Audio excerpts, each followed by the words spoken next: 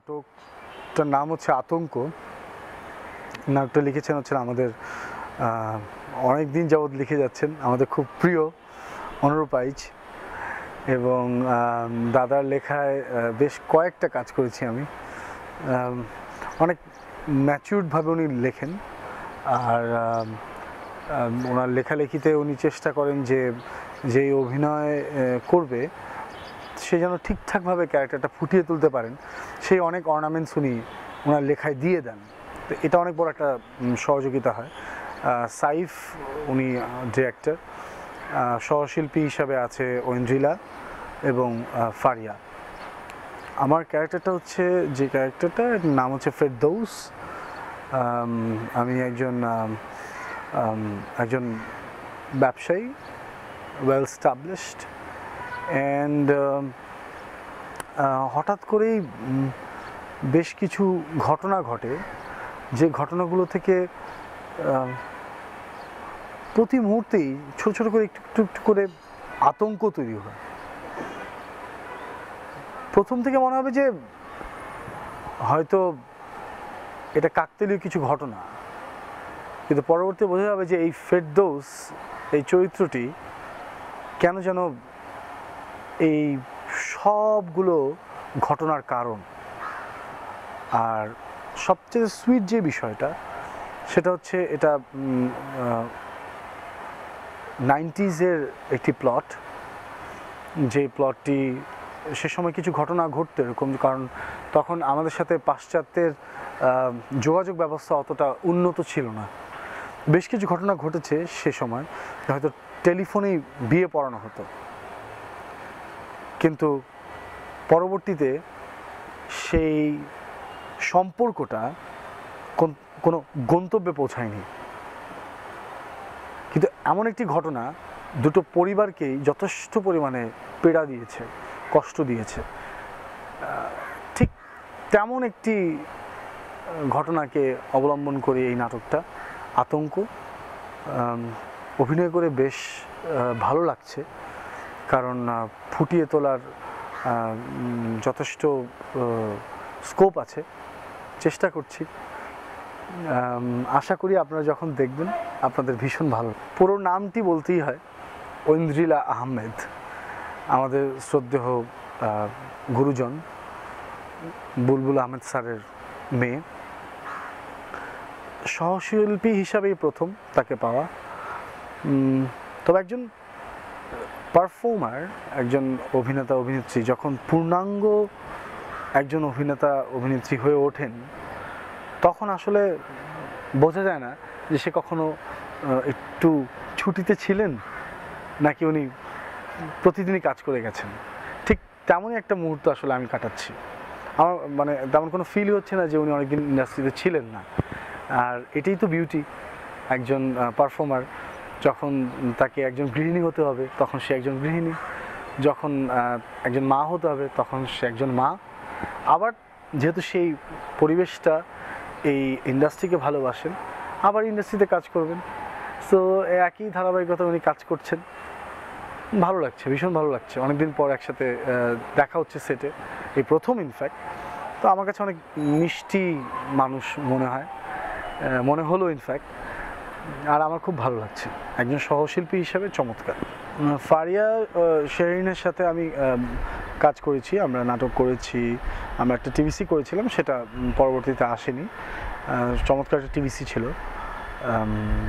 ফারিয়ার সাথে কাজ করতে গিয়ে যেটা মজা হয় যে ও অনেক কিছু করে ফেলে, অনেক কিছু বলে ফেলে, অনেক কিছু ঘটে যায় যেটা হয়তো ইম্প্যাক্ট ওর জানা নেই। কিন্তু আমি বলবো যে অ্যাজ এ কো আর্টিস্ট কাজ করে ভালো লাগছে। তবে ও রেগুলার কাজ করলে মনে হয় ভালো হতো, তাহলে আমরা সবসময় একটা রেগুলার সহশিল্পী পেতাম। হ্যাঁ, সাইফ ভাইয়ের সাথে এই প্রথম কাজ করা।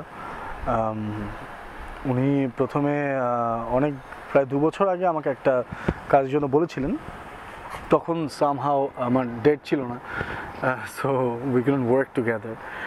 বাট যেটা হলো যে এবার দেখা হলো, অ্যান্ড অফকোর্স অনুরূপদার একটি গল্পে। সো আমার এক্সপিরিয়েন্সটা অনেক সুইট এবং সিম্পল, আর অনেক ভেরি কোঅপারেটিভ।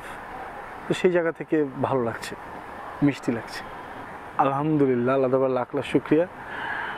আপনাদের সবার দোয়ায় আমার লাইফের প্রতিটি স্টেপ খুব চমৎকারভাবে কাটছে।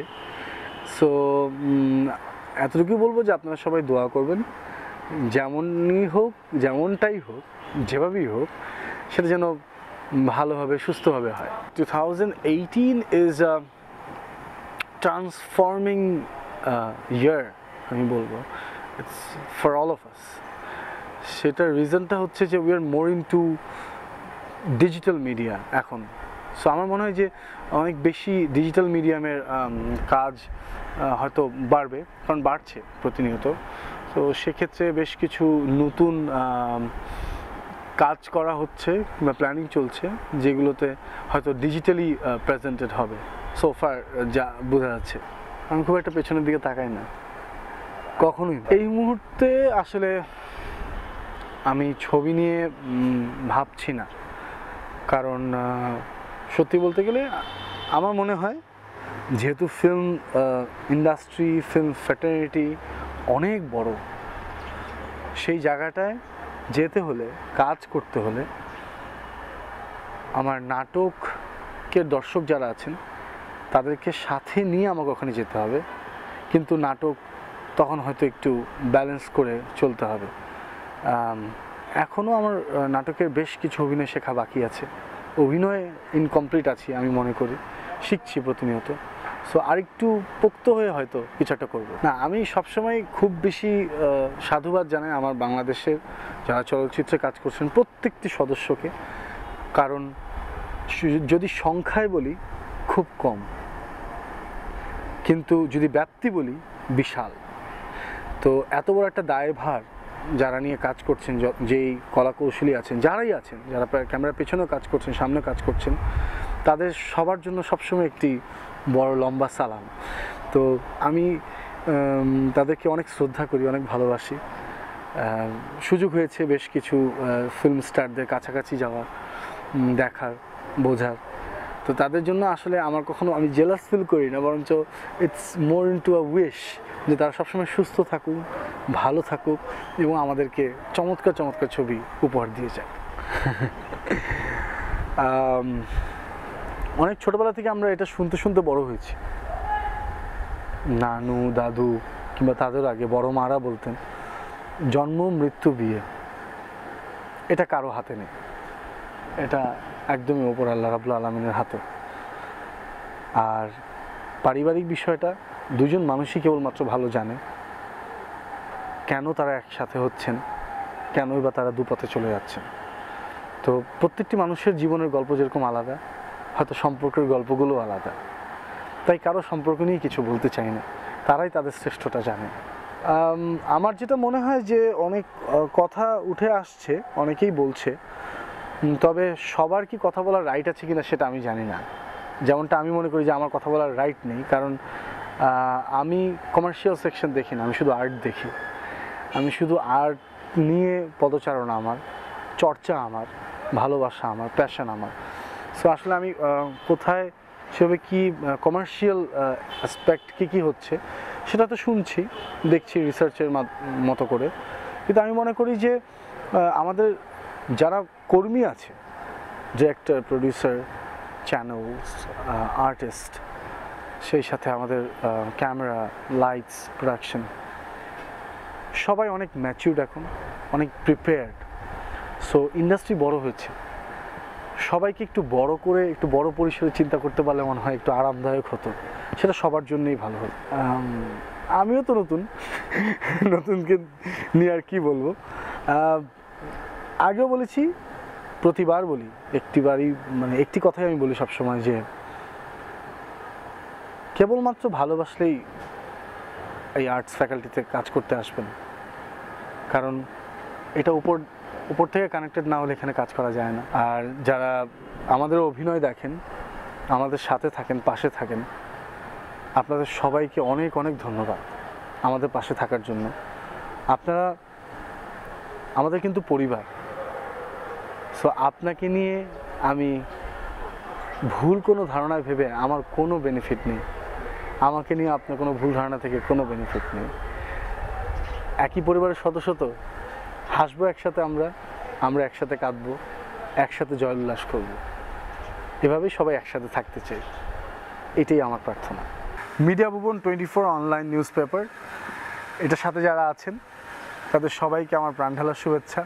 আপনারা ভালো থাকবেন, দেশের সংস্কৃতির সাথে থাকবেন, দেশের লেখা পড়বেন, দেশের বই পড়বেন, দেশের টেলিভিশন দেখবেন, দেশের মুভি দেখবেন, দেশের মানুষের গান শুনবেন।